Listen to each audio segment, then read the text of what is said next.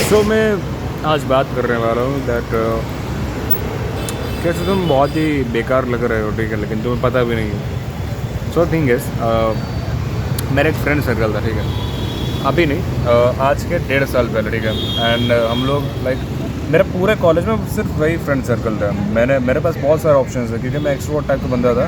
And मैंने इतनी जगह दोस्त बना कर रखे थे, तुम सोच भी नहीं सकते। इतने सारे दोस्त अलग अलग डिपार्टमेंट्स में, अलग अलग ब्रांच, अलग अलग सेमेस्टर्स में, ठीक है। एंड फिर भी मैं इनके साथ ही घूमता था। हालांकि मुझे पसंद नहीं था इनके साथ घूमना क्योंकि ये लोग मेरे जोक्स अलग होते हैं, ठीक है। मैं एक्सट्रोवर्ट टाइप का बंदा हूँ, मुझे वैसे एक्टिविटी करना पसंद है, पर वो इंट्रोवर्ट है and I can understand them, ठीक है। इंट्रोवर्ट एक्सट्रोवर्ट जैसे कोई चीज़ नहीं होती, लेकिन उनको समझाना कोई थोड़ा सा मुश्किल है।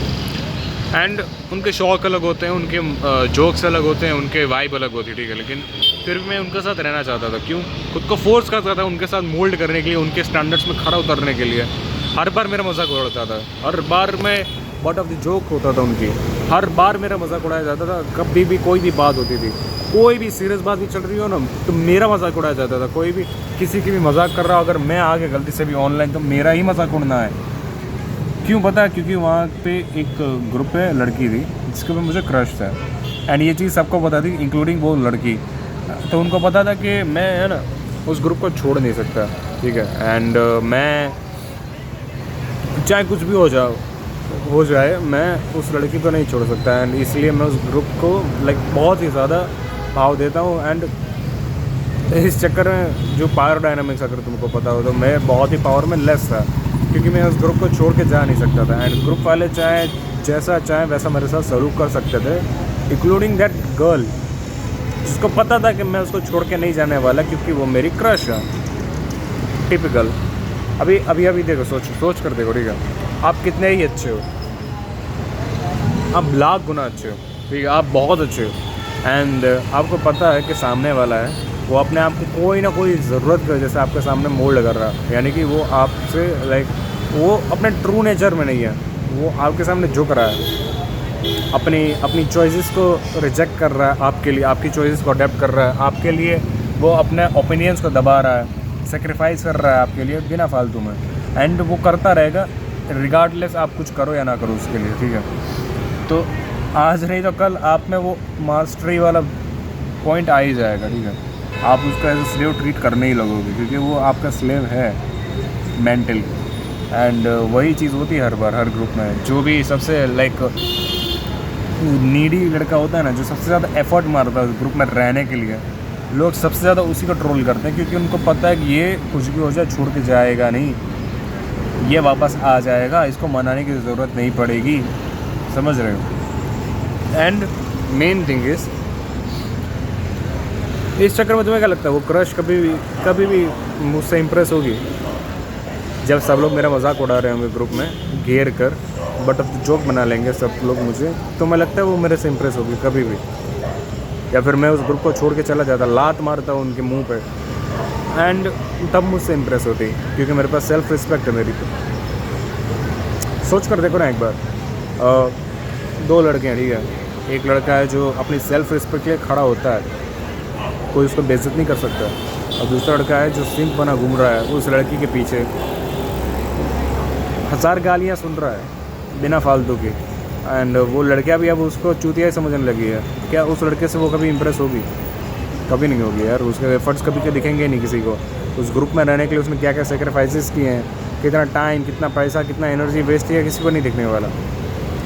एंड सबसे ज़्यादा बदसूरत भद्दा कोई लगेगा ना उस पूरे ग्रुप में, तो वो वही लगेगा। पता है क्यों? क्योंकि लोगों के जो पर्सपेक्टिव होते हैं ना, उनमें सबसे नीचे वो पहुंच चुका है। वो नीडीनेस दिखती है उसके चेहरे पर। इसको कुछ चाहिए, इसको मेरे साथ दोस्ती नहीं करनी, इसको मेरे साथ कुछ चाहिए। ये मेरे ग्रुप में मेरी वजह से नहीं है, ये मेरे ग्रुप में इसलिए क्योंकि उसको उस लड़की को प्यार है। ये तो ग्रुप में नहीं होता, समझ रहे हो? ये ग्रुप में इसलिए आना चाहता है क्योंकि इसको मैं चाहिए, नहीं तो ग्रुप में नहीं आता। समझ रहे हो? एंड यही चीज़ होती है यार। इंसान सबसे ज़्यादा भद्दा तब लगता है जब वो नीडी होता है। जब लालच उसके चेहरे पे दिखने लगती है ना इंसान, तब सबसे ज़्यादा भद्दा हो जाता है खूबसूरती में। हाँ, मेरा लुक मैक्सिंग का चैनल, लेकिन एक बार सोच कर देखो, मैं फ़िलोसफी की बातें क्यों कर रहा हूँ, क्योंकि फ़िलोसफी, लॉजिक, इमोशन, ये सब चीज़ें जुड़े हुए हैं एक दूसरे में। आपने अक्सर देखा होगा कि कई बार ऐसा चैड लड़का होता है ना, वो भी कई बार एक लाइक मिडल एज एवरेज लड़की को इम्प्रेस नहीं कर पाता, क्योंकि उसके चेहरे पे साफ झलक रहा होता है नीडीनेस। वो सेम टर्म, वो चाहिए वाला थी। वो बच्चे नहीं होते हैं, यही चाहिए मुझे, यही चाहिए, उस चक्कर में है ना कभी कुछ उनको मिल ही नहीं पाता। सो अपने जो आपकी वो है, क्या कहते हैं, ग्रीड, उसको काबू करना सीखो। अगर तुम्हें जॉब चाहिए ही चाहिए तो उसके लिए मेहनत करो एंड फिर भगवान के ऊपर छोड़ दो। अगर तुम्हें वो लड़की चाहिए तो मेहनत करो और फिर भगवान के ऊपर छोड़ दो, उसके पीछे मत पड़ जाओ, ठीक है? नहीं तो जितना तुम पीछे जाओगे वो उतना दूर जाएगी। And this is the fact यार।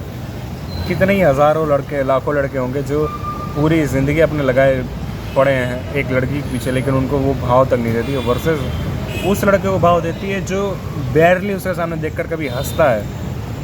सोच रहे हो, उसका रीज़न यही है कि वो लड़का खुद के ऊपर ध्यान देता है, खुद के गोल्स के ऊपर ध्यान देता है। एंड जब उसको लगता है कि ना अब मेरी रिस्पॉन्सिबिलिटीज़, मेरे टास्क मैंने आज के दिन के ख़त्म कर लिए हैं, तब जाके वो लड़की पे ध्यान देता है, तब जाके वो पूरी ट्राई करता है कि उसकी वो गर्लफ्रेंड बन सके, वो उसके कैपेबल हो सके। समझ रहे हो? तुम क्या चाहते हो? वो बस मिल जाए मुझे कैसे भी, उसके लायक तो बनो यार। तुम अपनी सेल्फ रिस्पेक्ट तो उस लायक पहुंचा दो कि अगर वो तेरे साथ घूमे तो वो सर उठा के घूम सके कि ना ये मेरा बंदा है।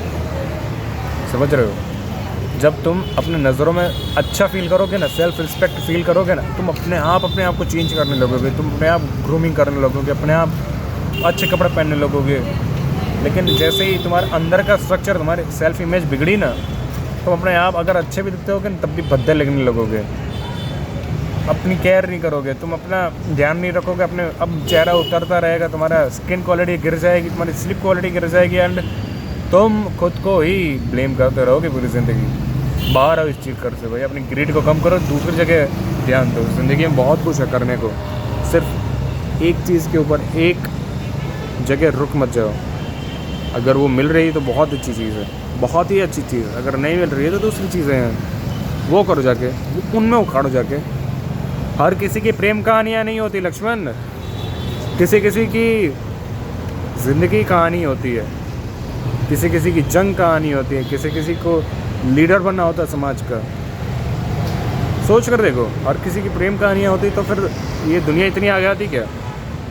अल्बर्ट आइंस्टाइन अगर ये राधे की तरह टपक लिए होते, ठीक है, तो तुम्हें लगता है फिजिक्स इतना आगे आता?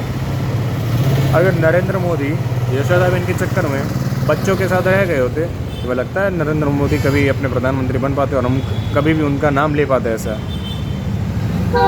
तो आगे बढ़ो इन सब चक्करों से, ठीक है?